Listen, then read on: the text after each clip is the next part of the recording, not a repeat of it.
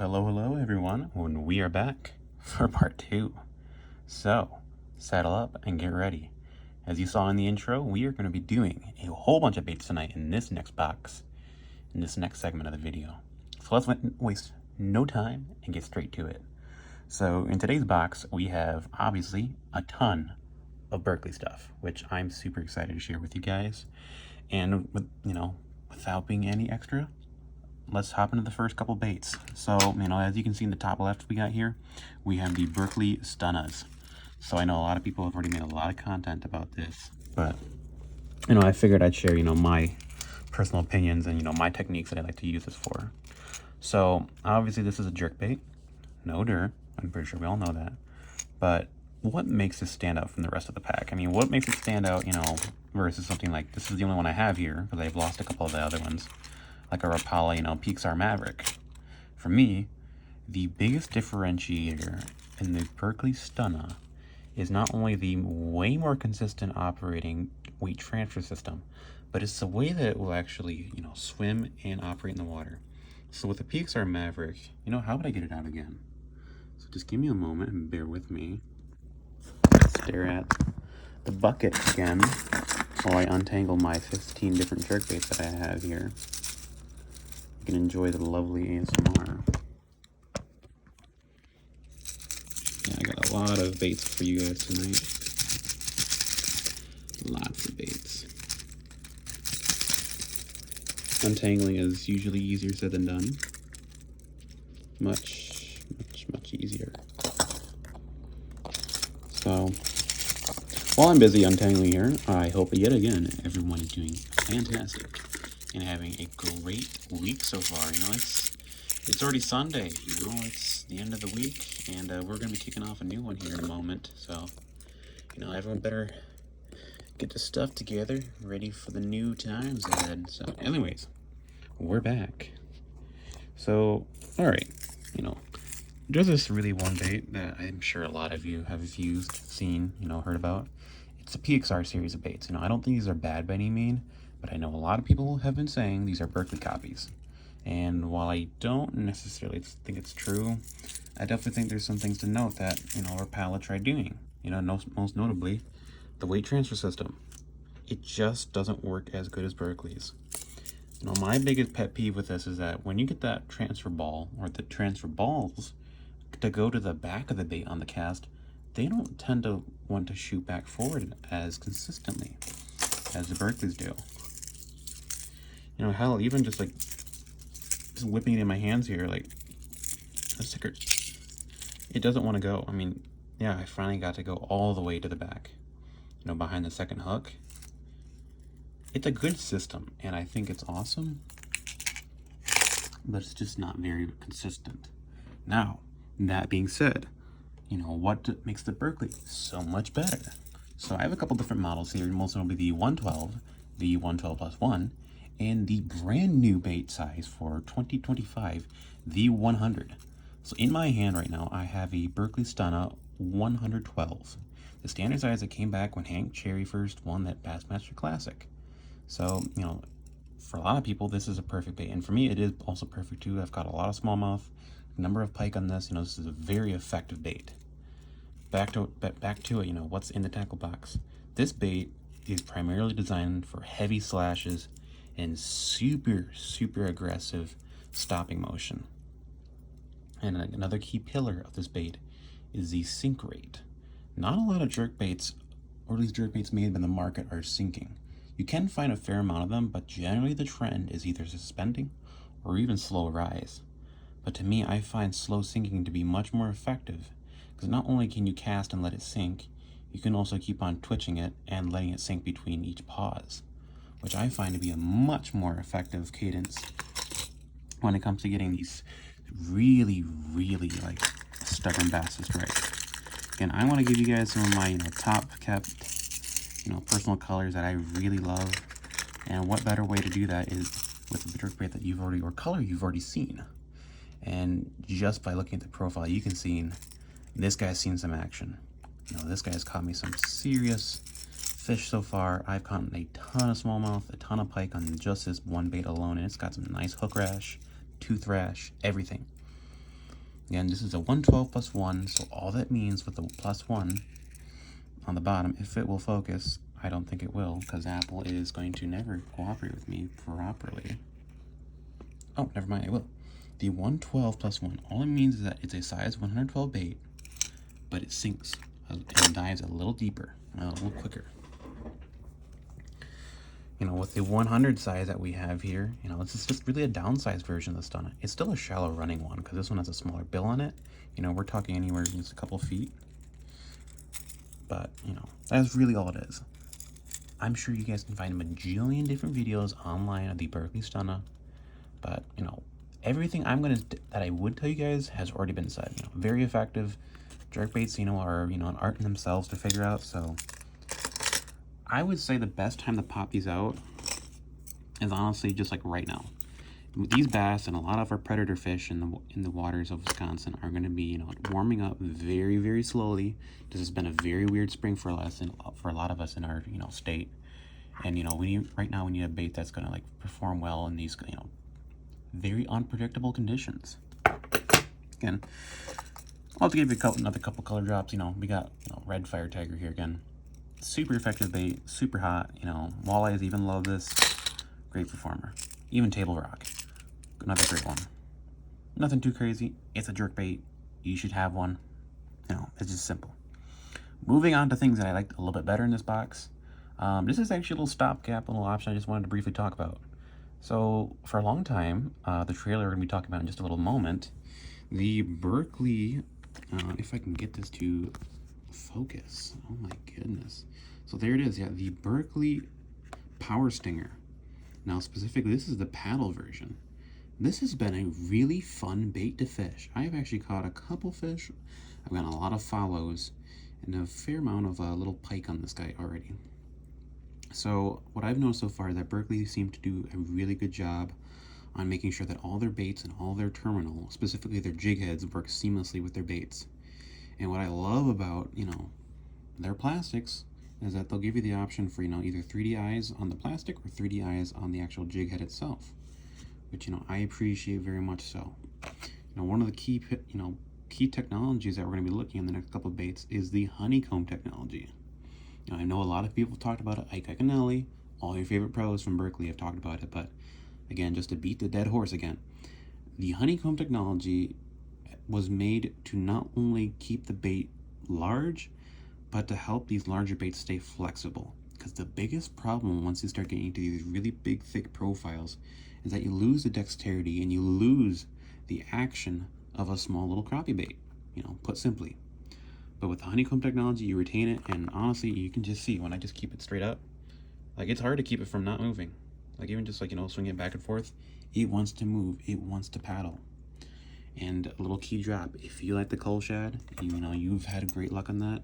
This is basically just a downsized miniature version of it. I mean, that right there is was at 3 3/4 size. Super effective and super hot on the water right now. All right, we're getting to the good juicy part, the part that I've been aching to absolutely tell everyone on this channel about, and that is none other than the beautiful, if I can get it out, the Berkeley Slobber Knocker.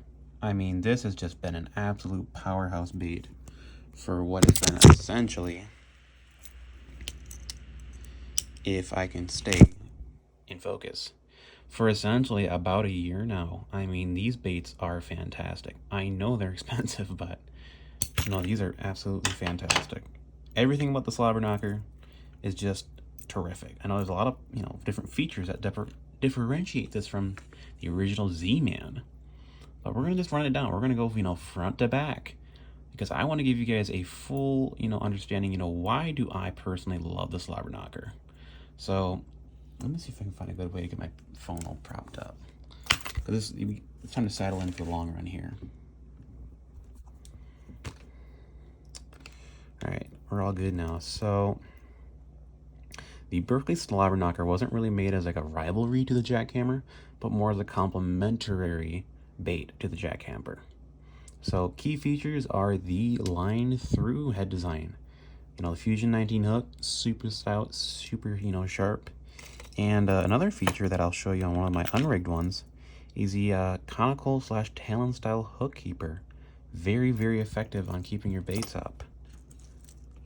But I'm gonna go back to our rigged one and I'll show you, some features I like a lot better. For one, the speed clip you get on here is way, way stronger. I like this design a lot better. Geometrically speaking, triangles have always been stronger than any kind of circle, than any kind of square, or even oblong oval. Triangles generally hold up over time better. Another huge feature I like about these is that the blade design, it's very blunt. It's a much different profile shape from what we're used to in your typical chatterbait. And I do believe I have one with me. I do. Exactly. You can see this is more like that tombstone, kind of very rigid, geometrically correct, bait. And you could also see in the moment, yeah, that is a very huge stout hook. I don't mind stout hooks, but my biggest problem with that is sometimes you might actually overset the hook and maul a fish in half, to put lightly. So I'm usually very surgical, very precise about how I, choose my hooks. This hook just slides into the roof of the mouth way easier and way quicker, and I can unhook a fish a lot quicker. Now, as for the head design, this is something I know a lot of people are probably still wondering about, because this bait kind of died off, or kind of fell off a little bit, I will admit. But this head design, it is still just as effective as it was long ago. Back in 2023, you can see in my older slobber knockers, that jig head doesn't suffer too much from any kind of corrosion or anything. Oh, I got a trailer hook in here. That's cool. Let me see. Can I find one of mine that I've been using for a long time? I can. So, you look at this one. I've been chucking this one around for about a year now. Nothing insane has happened to this. The skirt looks still amazing. Jig head looks amazing. Even got some braid on there because I've been using it on Dura braid so far. Shout out Dura braid. But yeah, keeping a move on on the bait. Straight to the skirt. This is a hand-tied skirt. This isn't like the easy skirts. I don't mind those, but these, they're much thicker, much more lively, and you have a much wider range of colors to choose from on these. And you can probably even see alone, that blade is just shooting out a lot of, shine in the background. And same thing with the tinsel in this. It's something you don't see a ton on the jackhammers or the chatterbaits or in like the thunder crickets. The use of tinsel has just been something popular in fly fishing for a long time. And what better way to use it, in bass fishing, with our baits for moving baits. It's very effective, very intriguing, and very appealing to, some of these picky bass that haven't seen, a lot of shiny things in a while. But, keep on moving down. Another key feature of this bait I like, which is not even part of the bait itself, but it's a separate trailer for this bait, is the Power Stinger. So the Power Stinger was launched alongside with the Slobber Knocker as a complementary trailer to specifically suit the brand new wave of trailers that's been hitting the market in the past couple while. This bait's been fouled out a little bit, I probably need a new one, but again, we see the same thing. We see that honeycomb shape, that enhances, action. It keeps the durability high, and you get the same nice, super meaty, juicy profile. And for a lot of fish, they might not be willing to commit to like a super thin little bait, and chase after that. But when they see that big, strong, healthy bait, they're just gonna clobber this in half. I have had some stupidly aggressive bites on slobber knockers. So overall, I give this bait maybe not a perfect 10 out of 10, but I say I give it a good 8. I put the original chatterbait at an 8.5 just simply because, it's classic, it's cheap, they're affordable, and they work great. But I just love the slobber knocker. And I didn't even mention it, but I love it mostly because, man, I should have mentioned this before, but this thing comes through cover way better than this guy. The OG was great, but the hook wobble is too wide. This has such a thin quiver to that hook that you almost never snag. You almost never snag with these things. I love it. I love it for that. And you can bring it over rocks, bring it over cover, bring it through cover, however you want. I honestly treat this like a square bill, as you can see in the background. This is just such a power fishing technique, and I love everything about it. I probably will honestly make a very dedicated video at some point down the line for you guys just to watch and see how this bait works.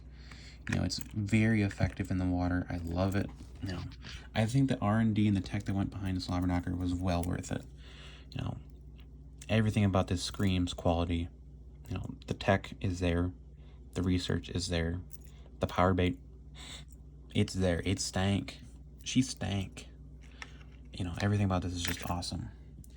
And moving on, you know, we're getting a little bit closer to the end already. You know, quick video. We're gonna be looking at some spinner baits, and most of all, I wanted to touch on this one first. This is not a product I've seen, you know, widely covered much at all, but the Berkeley Power Blade is probably one of the very few expensive pit spinner baits that I'm actually willing to buy at this point. Why? I'll keep it simple.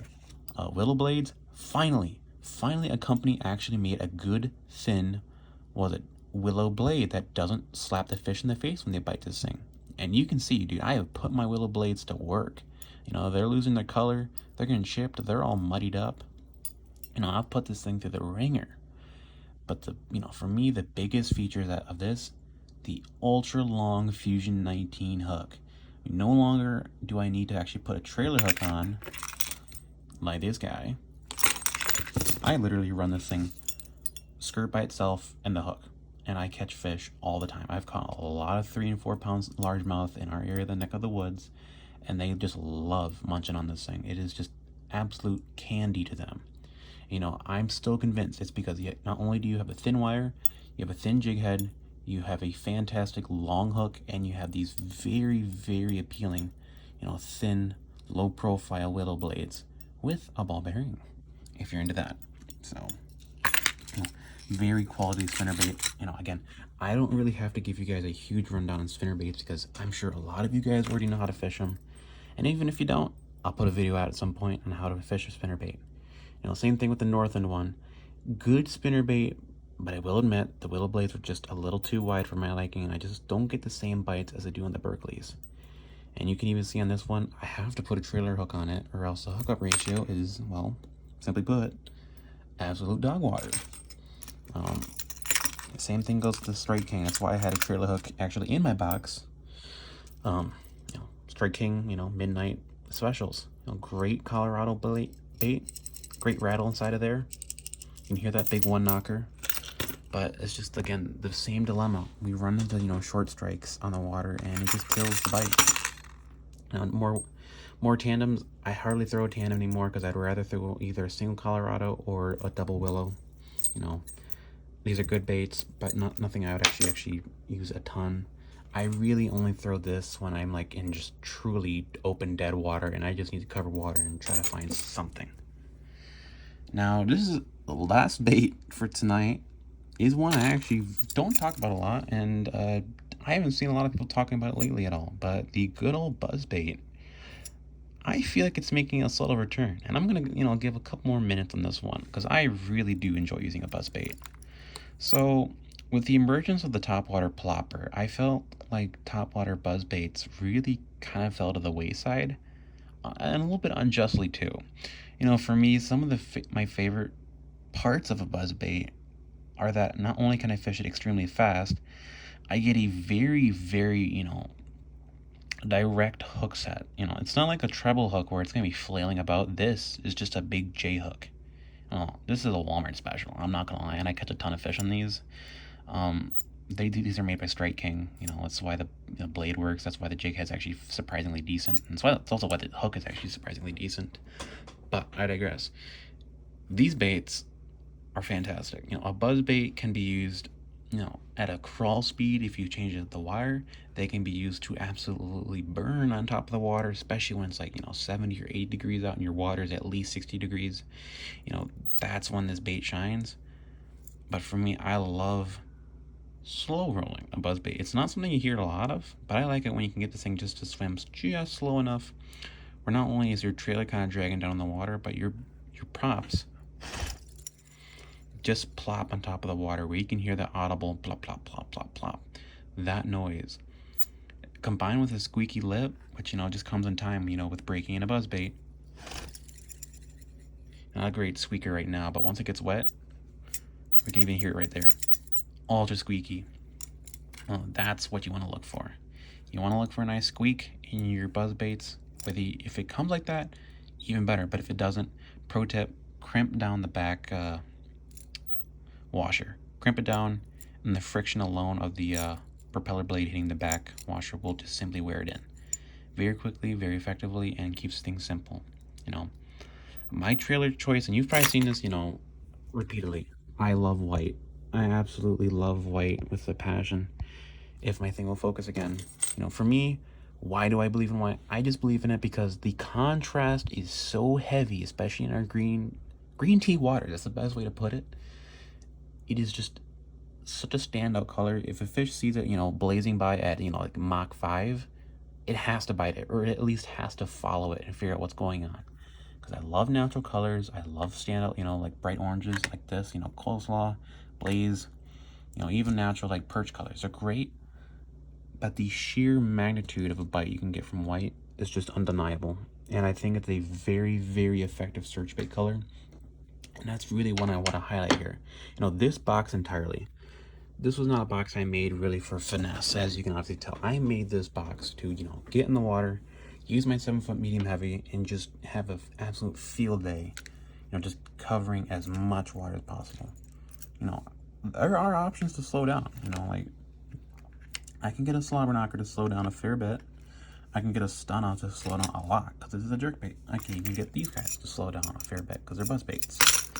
But when you're in that water and you don't know where the fish are, you need a bait that's gonna, you know, work with you and effectively find fish. And that's ultimately what it comes down to, you know, putting together a pattern that not only catches you fish, but helps you locate the fish on your own body of water. And once you can put that together, you know, you have an absolute recipe for success. Day in and day out, it's just gonna work for you guys. So I hope you enjoyed this video. I know this one was maybe a little more rough cut, but I am, again, super happy to be back and doing this a little bit more often, because I got plenty of gear this time around to show you guys. And, you know, once this crummy weather goes away for the week, because we've got some pretty bad rainstorms coming here, hopefully I can get you some on the water footage too. And what I'm excited for next is, apart from the tackle box series that we're doing here, I am extremely excited to show you the brand new Ugly Stick carbons. So stay tuned. I hope you enjoyed. Have a great night, day, evening, wherever you may be, and I hope I see you guys soon. Catch you later.